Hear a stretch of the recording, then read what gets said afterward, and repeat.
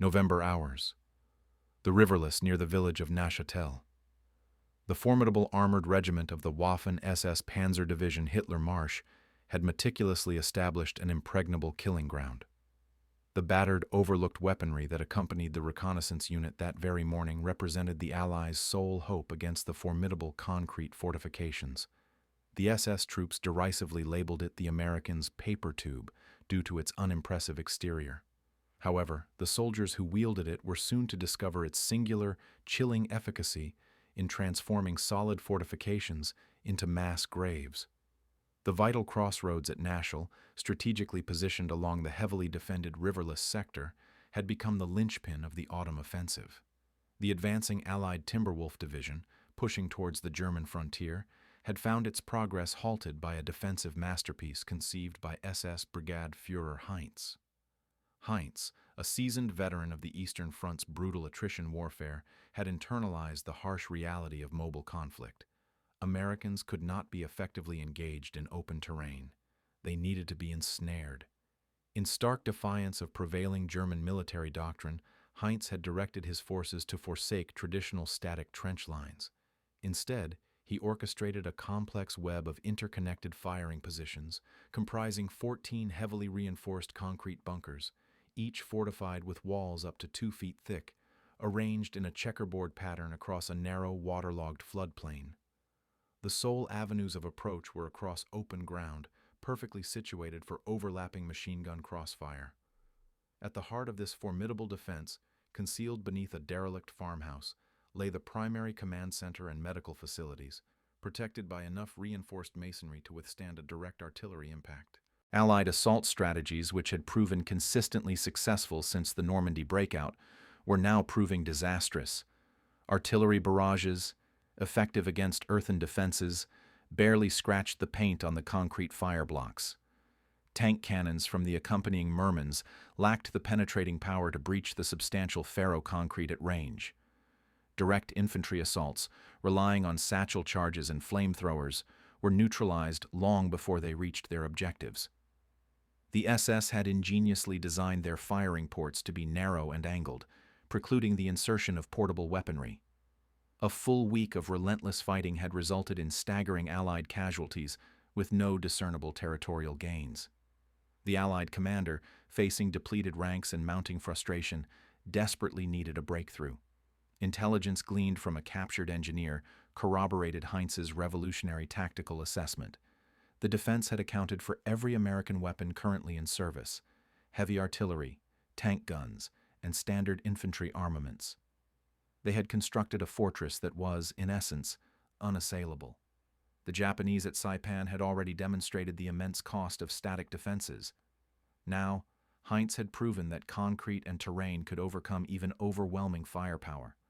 The sole weapon that the SS had failed to anticipate was one that the Americans themselves viewed as an interim failure: the temperamental new launcher. This weapon, introduced to the front by a small contingent of reconnaissance engineers, had not even been formally designated for anti-fortification duties.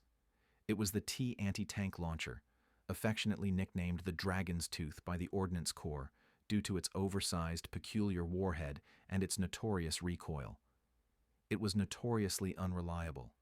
Its ignition system frequently malfunctioned in damp conditions, and its accuracy beyond 50 yards was a complete farce. SS troops observing American training films had witnessed their own soldiers laughing at its cumbersome nature, perceiving it as a clear sign of Allied desperation. Yet, the T harbored a technical secret that standard anti-tank rounds lacked: the shaped charge kinetic impact payload.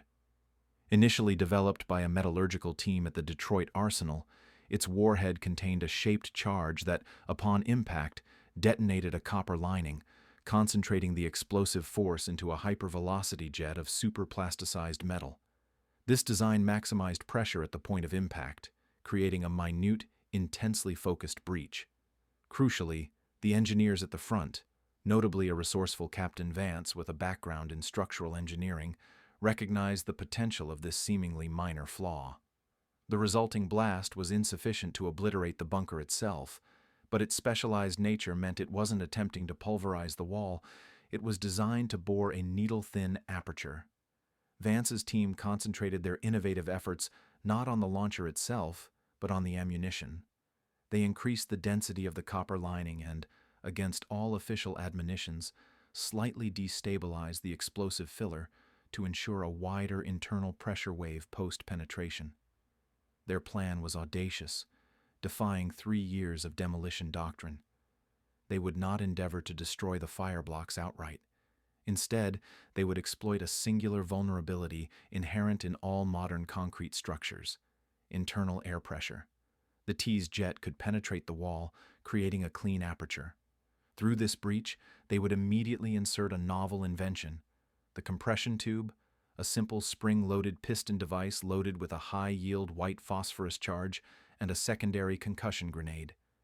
The theoretical outcome was devastating. The T round would create the initial perforation. The compression tube would then be inserted and triggered. The subsequent blast and intense heat, confined within the sealed concrete bunker, would instantaneously overpressurize the chamber. Even if the SS troops survived the initial explosion, the rapid pressure surge and immediate oxygen depletion would render the position utterly unviable. The SS had meticulously accounted for external explosions and fire, but not for a catastrophic, instantaneous internal rupture. The paper tube was poised to become the dragon's tooth. November hours, Fireblock Delta 6. The deployment was agonizingly slow, meticulously precise, and demanded a complete inversion of standard operating procedures. The infantry did not conduct a direct assault. Instead, they served as specialized spotters, identifying blind spots in the SS machine gun coverage. A 2-man demolition team, led by Sergeant Kendrick, advanced under the cover of smoke to a range where the SS felt secure and the T remained marginally effective. The initial shot was a near miss, striking the earth and triggering the weapon's notoriously dangerous ignition delay. The SS position momentarily ceased firing, its occupants likely amused by the weapon's apparent failure. Kendrick's subsequent shot, fired a minute later, was perfect. It impacted the face of Delta 6 precisely where the concrete was thickest. There was no thunderous, satisfying explosion, only a sharp thwack and a faint puff of dust. The SS unit commander inside radioed a brief, mocking report. "Enemy firing flares from paper tubes. No damage. Resume fire." But Kendrick's team was already in motion. The second man, Private Harris, sprinted forward with the compression tube. He located the clean puncture, a needle in a concrete haystack, and thrust the tube into the opening, setting the spring-loaded charge deep within. A mere half-second later, the silence was shattered by a muffled, imploding boom from within. The effect was immediate and catastrophic. The thick concrete walls shuddered. Smoke, thick and white from the phosphorus, billowed from every firing aperture, every seam, and every microscopic crack in the concrete. The roof of the bunker visibly bulged by an inch before settling back.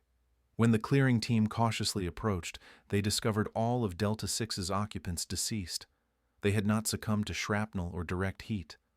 Post-mortem examinations confirmed massive internal trauma caused by the sudden, intense pressure spike. Their position, engineered to be impregnable from the outside, had been transformed into a pressurized chamber of death from within. Over the subsequent days, Kendrick's teams, operating under the cover of sustained artillery barrages to mask the distinctive sound of the T, systematically reduced the fire blocks. The SS radios, initially dismissive of the paper tubes, became increasingly frantic. Intercepted Allied intelligence documented a descent into panic. Delta 6 silenced. No sign of external fire. Request explanation, read one transmission. This was followed by, "The tubes are killing us. They make the walls collapse inwards." The enemy, bewildered, believed the Americans possessed some form of geological weapon, not a sophisticated shaped charge. The psychological collapse was complete. The defense, built on unwavering faith in concrete, was disintegrating from within. Before we transition back into the narrative, could you share where you're listening from? And if this story resonates with you, please ensure you're subscribed, as I have something particularly special saved for you tomorrow. The localized collapse of the fire block sent immediate shockwaves through the SS command structure. Brigade Führer Heinz, securely situated underground, initially dismissed the battlefield reports as the panicked exaggerations of junior officers. His defensive geometry was mathematically flawless. The positions were deemed impossible to neutralize without heavy siege weaponry. However, as the radio intercepts grew increasingly frantic and then abruptly ceased, one fire block after another falling silent, Heinz was compelled to confront the devastating reality that his impregnable fortress was dissolving. On November 14th, a field patrol recovered the bodies of the Delta 6 garrison. The meticulous inspection revealed the surgical precision of the entry point and the grotesque nature of the internal injuries. Heinz's engineers, stunned, realized the Americans had not employed a more powerful weapon. They had utilized a more intelligent, smaller one. The captured Japanese doctrine regarding the effectiveness of portable flamethrowers had influenced their design, but the underlying assumption was that the enemy would require substantial access points. They had never contemplated a weapon that could create its own micro-breach and then exploit the very environment of the bunker itself. His command post was designed to withstand virtually anything short of a direct aerial bombardment. His defensive order, codenamed Stalgist Steel Spirit, dictated that forward units must hold their ground at all costs, forcing the Americans to bleed out. Nevertheless, the psychological mechanism of defeat proved far more rapid than any physical attrition. The remaining 2 forward fire blocks were abandoned, not because they were directly hit, but at the mere report of Sergeant Kendrick's teams advancing. In an unprecedented breakdown of the rigid SS warrior ethos, SS troops, convinced they were facing an unstoppable internal explosion device, fled their positions, abandoning vital supplies and weaponry. This marked a complete disintegration of the esteemed SS Warrior Code.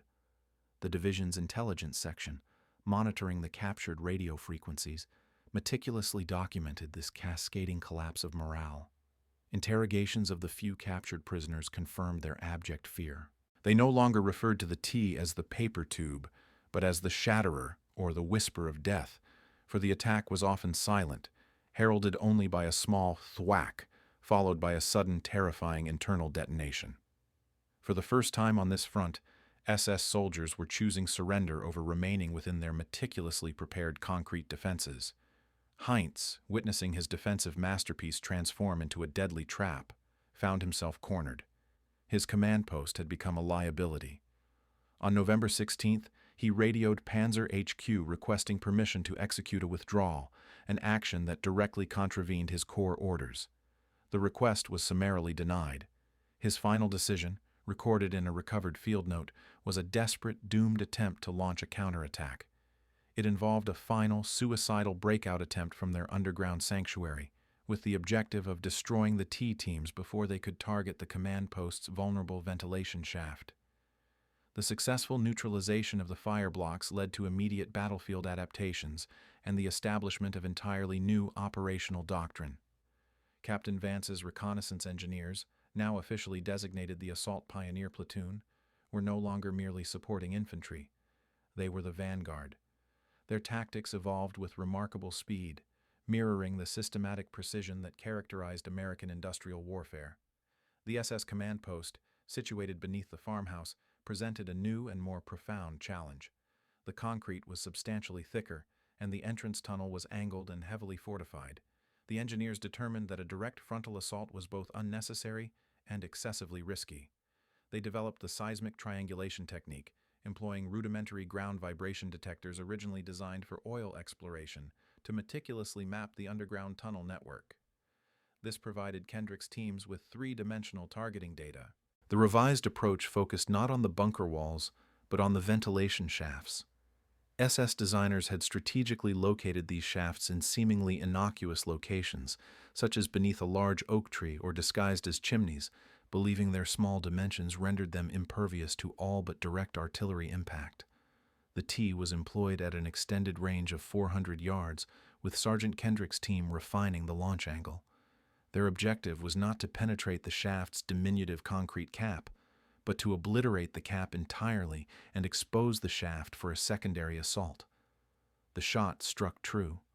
The subsequent reports documented the effect.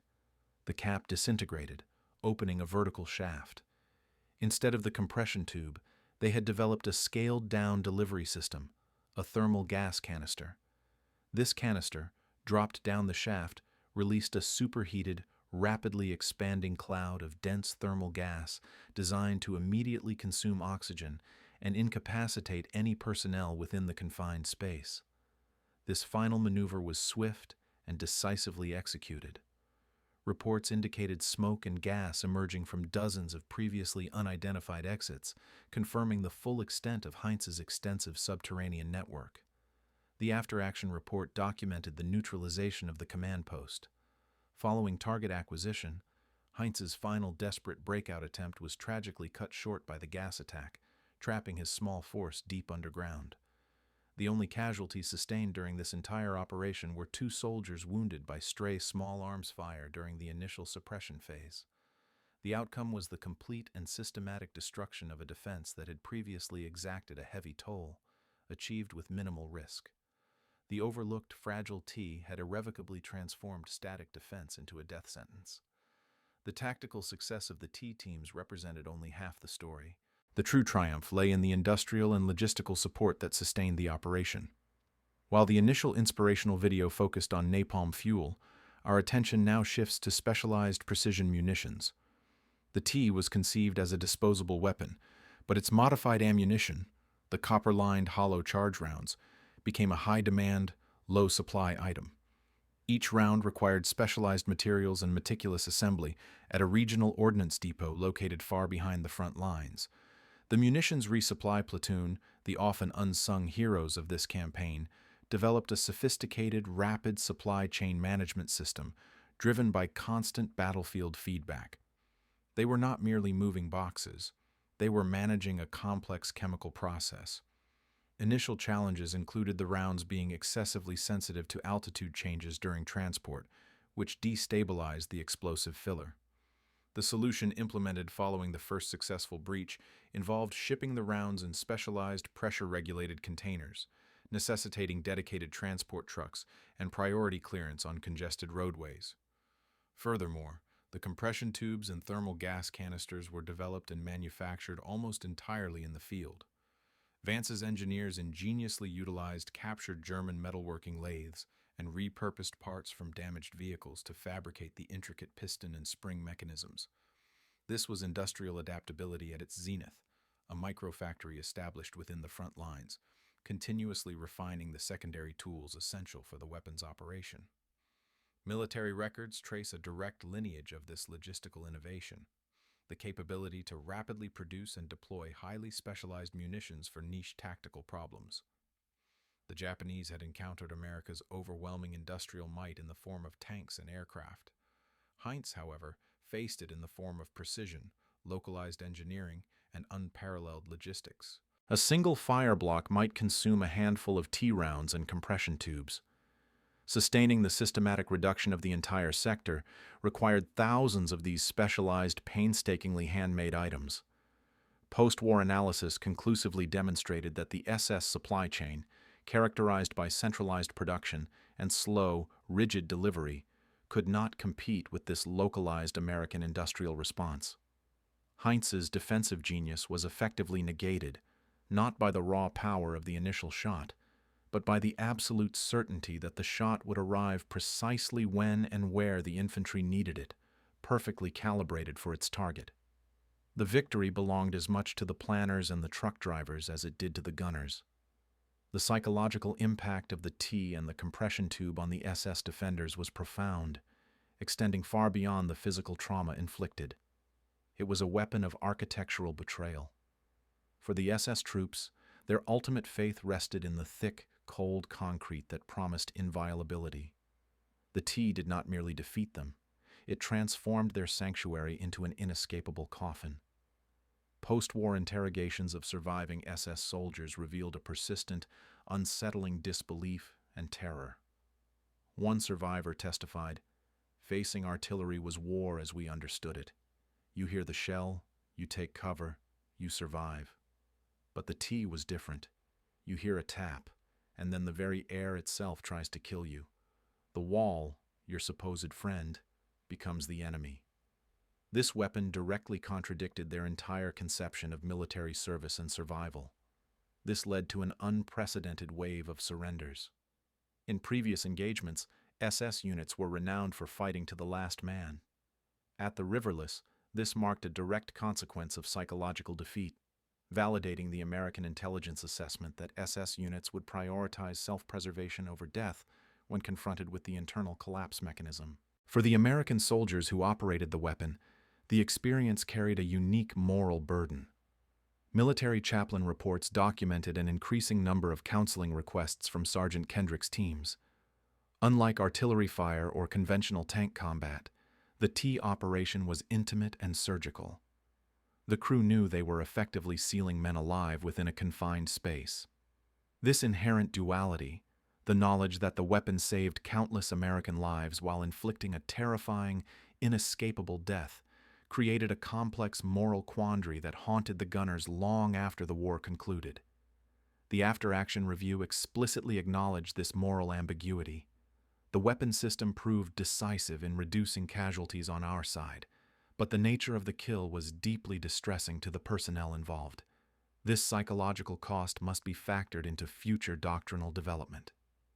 The legacy of the T at Natal was therefore not merely a tactical footnote but a seminal lesson in psychological warfare. The Germans had engineered a defense based on physical strength.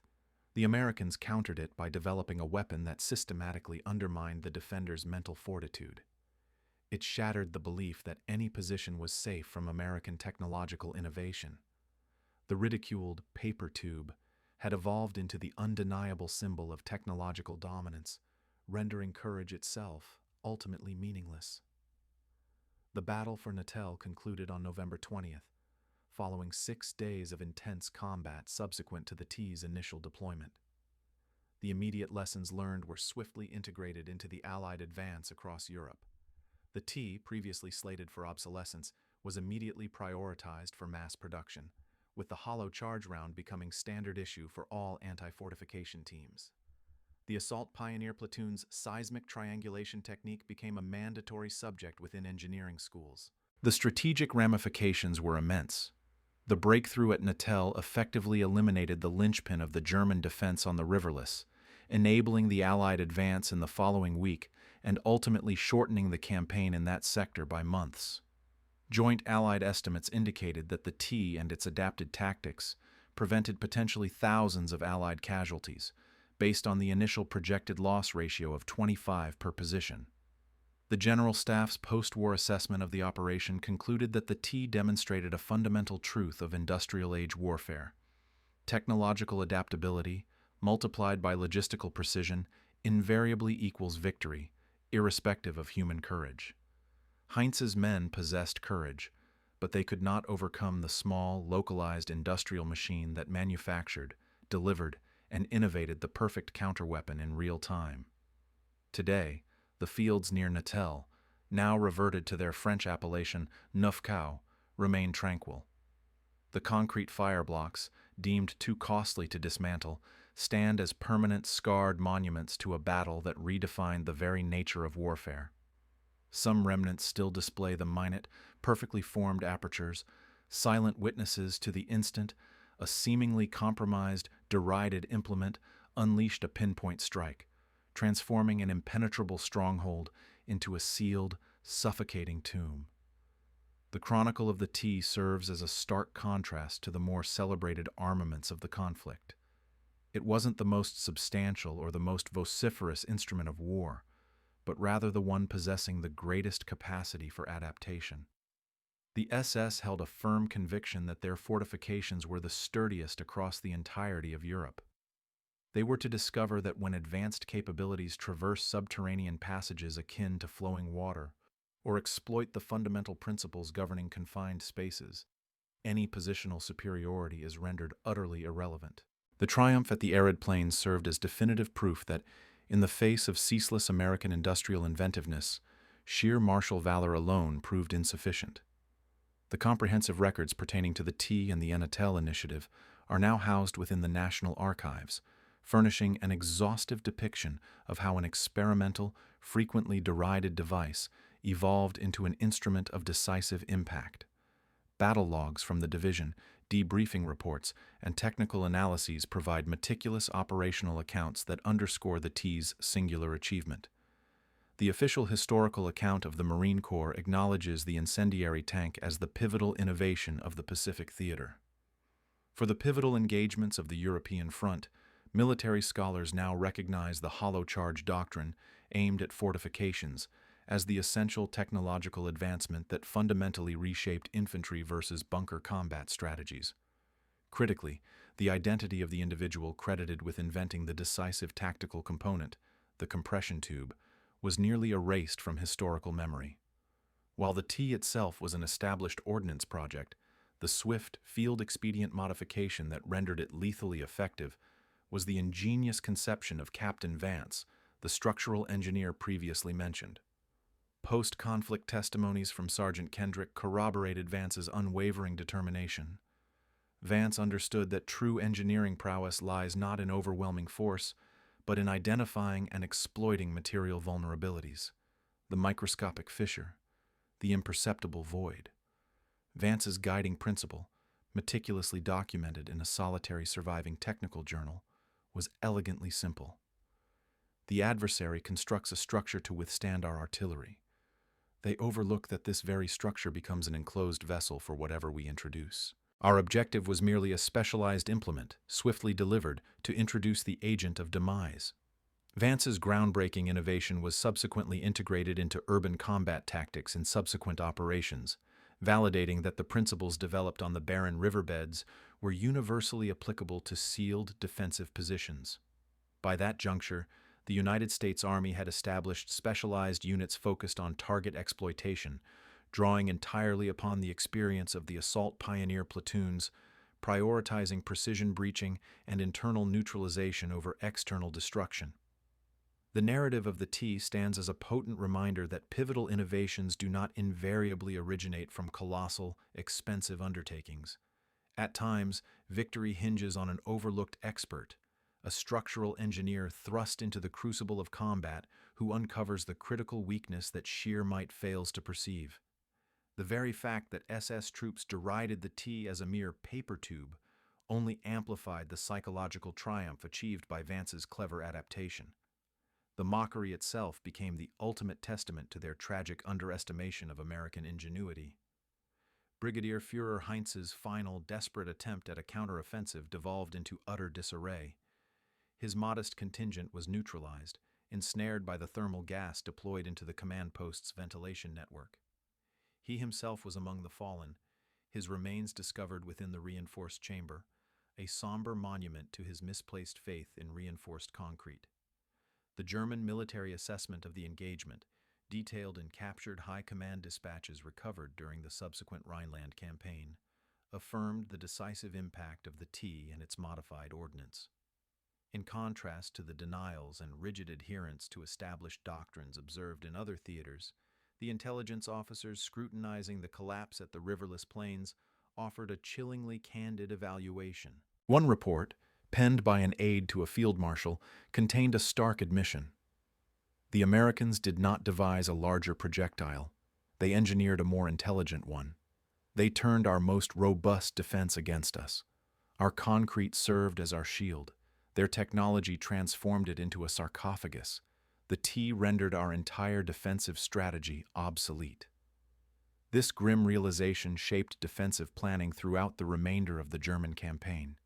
Commanders were instructed to establish lighter, more dispersed defensive lines that could be readily abandoned, rather than investing substantial resources into heavily fortified static bunkers. The lesson was learned far too late when confronted with American industrial-level adaptability. Material resilience proved ephemeral. The SS had meticulously prepared for 3 years of conventional assault tactics. They had studied the tank offensives of the British and the formidable artillery bombardments of the Soviets, but they had not foreseen a weapon that operated on the principles of physics and material science rather than sheer explosive power. The derision they initially leveled at the paper tube became a bitter epitaph for the soldiers who perished clinging to their faith in the invincibility of their walls. Annual military history symposia frequently revisit the Natal scenario. The prevailing consensus is unequivocal. The SS defenders possessed both resolve and bravery, but the calculus of modern warfare was immutable. The American capacity to identify a deficiency in their own weaponry, the T's limited accuracy, and to transmute it into a decisive advantage through field-level innovation, the compression tube, proved to be the overwhelming determinant. The German reliance on static defenses was ultimately overcome by the fluid, inventive nature of the American war machine. The SS fell not due to a tactical misstep, but owing to an insurmountable technological disadvantage. The saga of the T at Natal established an enduring legacy. The weapon system represented a decisive innovation that not only preserved thousands of American lives, but also inflicted a form of demise that instilled profound terror and shattered the enemy's will to resist. Admiral Chester Nimitz, alluding to comparable logistical and technical breakthroughs in the Pacific, remarked in a subsequent report, "Victory is often secured not by the most formidable armaments, but by those most precisely adapted." The swiftness with which the Army tailored their anti-fortification weapon at Natal was commensurate with the deployment of an entire division. General Omar Bradley, reflecting on the lessons learned, emphasized the central tenet of adaptability. The valor of the German soldier was never in question, but courage cannot overcome chemistry, and determination cannot defeat an engineer who has pinpointed a fundamental flaw in your design. They placed their trust in inert materials. We relied on continuous innovation. The moral complexity surrounding the weapon endures. Veteran reunions, meticulously documented by military historians, reveal American soldiers expressing profound respect for the unwavering courage of the SS defenders, even as they justified the use of the T as a grim but necessary evil. The weapon delivered an immediate, inescapable end, but it ultimately curtailed the protracted and brutal campaign. The T demonstrated a fundamental truth of industrial-age conflict. Technological superiority could triumph over human courage and resolve when the disparity became overwhelming, particularly in specialized tactical applications. The few surviving SS soldiers who eventually returned home carried the invisible scars of this defeat. The stark realization that their unwavering faith in their leadership and their fortifications was no match for the ingenuity of a handful of American engineers and the seemingly inexhaustible capacity of the American supply chain that sustained them. Today, while the T is preserved as a museum artifact, its lineage remains clear. Modern military doctrine for assaulting fortified positions continues to reference the principles established by Vance's team: precision penetration, followed by internal, atmospheric, or chemical neutralization. The damaged, ridiculed weapon that fired the fatal projectile stands as an eternal testament to the fact that, in contemporary warfare, the most terrifying instrument is not the one that produces the largest conflagration, but the one that targets the enemy's fundamental belief in its own security. The battle for the riverless plains at Natal concluded not merely with a tactical triumph, but with a profound declaration regarding the nature of 21st century warfare. Of the SS defenders under Heinz's command, only a handful surrendered. All of them fled the advancing T teams rather than remaining within their bunkers. The vast majority perished when their ostensibly impregnable fortifications transformed into airtight, inescapable pressure vessels. American forces, following the initial week of significant casualties, witnessed their attrition rate plummet to near zero during the primary assault on the fire blocks. The transformation was complete, from a reliance on frontal assaults to the recognition that advanced technology could negate any positional advantage. The narrative of the T encapsulates the decisive superiority of the American war machine: adaptability. It was a victory achieved not by a tank or a strategic bomber, but by a field-level innovation, a device, the compression tube, paired with a specialized round. This small-scale ingenuity, bolstered by a world-leading industrial supply chain, proved to be the ultimate force multiplier. The Germans depended on fixed blueprints and rigid doctrine. The Americans trusted in structural engineers like Vance, capable of transforming a flawed weapon into a surgical instrument of war. The SS scoffed at the T, confident that their concrete fortifications would repel any projectile.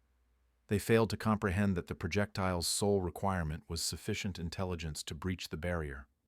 The legacy of Neuchâtel is simple yet terrifying. Warrior spirit could not withstand the pressure wave. Courage could not surmount material science, and determination meant nothing when the adversary could transmute your own stronghold into a pressurized death trap. The SS discovered that in the arithmetic of modern warfare, the technological variable, when optimized to exploit a specific vulnerability, can nullify all other human factors. The American paper tube fired a shot that proved technological adaptability to be the ultimate path to victory. The battle for the riverless plains at Natal was a confined, brutal theater that imparted a significant lesson for the future of warfare. Of the SS defenders under Heinz's command, only a negligible number were taken captive, all of whom surrendered specifically to evade the internal pressure deaths they had witnessed within the fire blocks. American forces, after the initial week of costly frontal assaults, achieved the final breakthrough with minimal loss of life. The transition was complete, from an unwavering belief in artillery to the acknowledgement that technological adaptability, supported by industrial capacity, was the paramount variable. The T system was not a universal weapon. It was a perfectly tailored solution for a single, critical tactical challenge. It was a triumph achieved not by a 50-ton tank or a strategic bomber, but by a few resourceful engineers who modified a compromised weapon for a specific surgical application.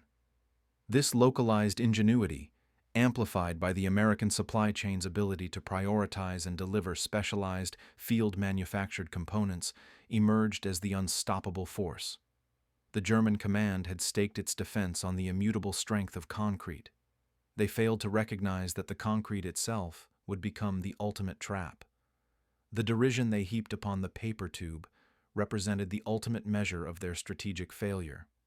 Today, near the village of Natal, some of the concrete fire blocks remain as silent, scarred monuments to Heinz's flawed doctrine. Many of these bunkers still bear the small entry holes, a permanent testament to the moment the compromised weapon unleashed its adaptation, proving itself the ultimate route to victory. The T's legacy is both straightforward and profound. Warrior spirit could not halt the pressure wave, courage could not overcome material science, and determination was rendered meaningless when the enemy could transform one's own fortress into a pressurized death chamber. The SS discovered that in the complex calculations of modern conflict, the technological factor, when precisely engineered to exploit a specific weakness, can render all human elements obsolete. Victory at Natal remains incomplete without a more in-depth examination of the unparalleled industrial might that served as its bedrock. It was not solely Captain Vance's ingenuity in the field, but the entire American production apparatus's capacity to reorient and support a highly specialized, small-batch military requirement. The flamethrower operations at Ioima necessitated vast fuel deliveries. The T operations demanded precise chemical compositions and prioritized manufacturing. The unique efficacy of the hollow charge rounds depended on specific metallurgical standards for the copper liner, which had to be consistently pure to ensure the correct formation of the hypervelocity jet upon detonation. A failure rate of even 1% would have signified disaster. Back in the United States, chemical plants and munitions factories, initially focused on mass production of standard artillery, had to implement high-precision quality control protocols, specifically for the T rounds. This dedication to minor-scale perfection, even under the immense pressures of wartime, demonstrated a strategic advantage that the Germans simply could not comprehend. Furthermore, the transportation infrastructure dedicated to the T system was a logistical masterpiece.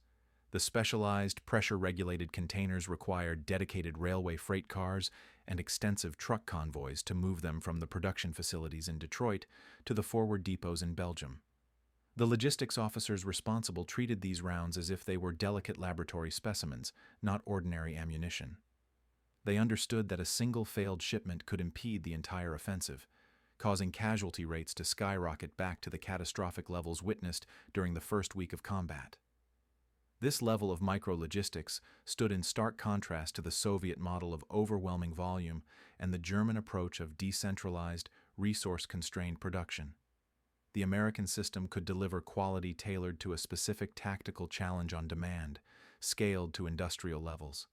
The entire supply chain, from the synthesis of chemical compounds to the precise fabrication of the compression tubes, functioned as a single, highly adaptable entity. The ultimate irony, captured in post-war assessments by the U.S. Strategic Bombing Survey, was that the SS's confidence in their material, concrete, was founded on a fundamental miscalculation of America's material science capabilities and its swift ability to weaponize them. The Germans, constrained by limited resources and rigid centralization, could not adapt. They could neither produce a counter-weapon nor disrupt the flow of the specialized T rounds. The failure of Brigadier Führer Heinz was a failure of German industry to keep pace with American innovation and logistical agility. This section is crucial for firmly establishing the T's success as a victory for the United States' industrial depth, shifting the narrative beyond the heroism of Kendrick and Vance to the systemic advantage they embodied. The intimate nature of the T system, penetration followed by immediate internal destruction, raised immediate and enduring ethical questions among Allied staff. Unlike explosive force, which offered a degree of chance in survival, the compression tube and thermal gas canister delivered a near certainty of death or incapacitation within a sealed environment. This specific mode of warfare became a focal point of discussion in military chaplain reports and post-war legal reviews. Similar to the moral strain induced by flamethrower operations, chaplains serving the division noted that while soldiers were grateful for the life-saving capabilities of the T, they grappled with the concept of sealed death. It lacked the perceived finality of a bullet or the distance of artillery. Sergeant Kendrick himself, in later testimony, described the experience as akin to hunting vermin in their dens, a necessary but profoundly unsettling psychological burden. The knowledge that they were transforming a place of refuge into a sealed pressure cooker was the source of considerable moral fatigue among the pioneer platoon members. Captured SS soldiers, as detailed in interrogation records, frequently pleaded that they had been subjected to an inhumane weapon. However, military legal reviews conducted during and after the war confirmed the legality of the T system under international law. The pivotal ruling was that these weapons constituted a legitimate response to fortifications that could not be effectively neutralized by other means without incurring excessive Allied casualties. The established principle was that a defender's choice to fight from an engineered, enclosed military structure negated any claim to protection from weapons specifically designed to neutralize that structure. This legal precedent, set at Natal, directly influenced future doctrine for counterinsurgency and urban warfare, confirming that the use of specialized penetration and internal defeat systems against military fortifications was permissible under the laws of war, especially when the enemy actively avoided conventional confrontation. The psychological impact, however, remains the most indelible aspect of the T's legacy. The sheer terror of facing a weapon that respected no thickness of concrete and offered no escape contributed to an unprecedented wave of surrenders. For the SS, the method of death was as demoralizing as death itself. It was a betrayal by the very earth and stone upon which they had placed their trust. The T became a symbol of total technological negation, where the laws of physics supplanted the rules of engagement. This section delves deeper into the moral complexities, ensuring the narrative acknowledges the full and intricate cost, rather than solely celebrating technological prowess. Brigadier Führer Heinz was not defeated due to a lack of effort in devising a countermeasure. He was vanquished because the pace of his enemy's innovation was simply too rapid. Following the initial loss of Fireblocks Delta 6 and Delta 7, the remaining SS units were in a desperate scramble to find a method to halt the Shatterer. This clandestine campaign of countermeasures, documented through recovered German field engineering notes, only underscored their escalating desperation. Their initial attempt involved reinforcing the bunker exteriors with sandbags and loose earth, hoping the cushioning would absorb the kinetic impact of the T round and prevent the clean penetration required for the compression tube's function. This proved futile. The shaped charge was specifically designed to bypass soft materials, concentrating its energy directly onto the concrete, rendering the added layers useless. The countermeasure merely consumed valuable manpower and time. Their second attempt was an aggressive yet doomed strategy to directly target the T teams. Colonel Volkar, commanding the remaining armored reserve, attempted to deploy a small number of his remaining assault guns to ambush the T teams during their slow, deliberate advance. The engagement on November 5th lasted less than 15 minutes. The T-teams, operating with standard Sherman tanks supporting fire and newly implemented seismic intelligence, were forewarned. 3 German assault guns were destroyed, and not a single T-launcher sustained damage. Volker himself was later killed while attempting to retreat to the remaining subterranean bunker. The most revealing indication of their desperation was the engineers' final, flawed concept: internal flame barriers. Recognizing that the compression tube introduced fire and intense heat, Heinz's engineers attempted to line their internal tunnels with ceramic tiles and deploy water reservoirs, hoping to extinguish the thermal gas. This plan was still in the implementation phase when the T-teams targeted the main command post's ventilation shaft. The plan represented a colossal waste of resources and was utterly ineffective against the oxygen-depleting thermal gas. The critical failure stemmed from a deficit in intelligence and doctrine. The SS were still attempting to combat the threats of previous wars, explosions and direct fire. Meanwhile, the Americans had progressed to combating the very science of the structure itself. The German attempts to reinforce their defenses were merely efforts to construct a more robust cage against a key that had already been fashioned. The Shadow Campaign was a race they were destined to lose, serving only to deplete their remaining reserves of manpower and materiel. The American industrial capability allowed for faster innovation than the German military could counter. Captain Vance's contributions extended beyond the riverless objective. His disciplined approach to target analysis became a fundamental element of post-war military advancements. The effectiveness of the T-system underscored the impact of specialized, adaptable armaments over conventionally manufactured ones. After the cessation of hostilities, Vance was assigned to lead the Army's newly established unit for developing specialized ordnance.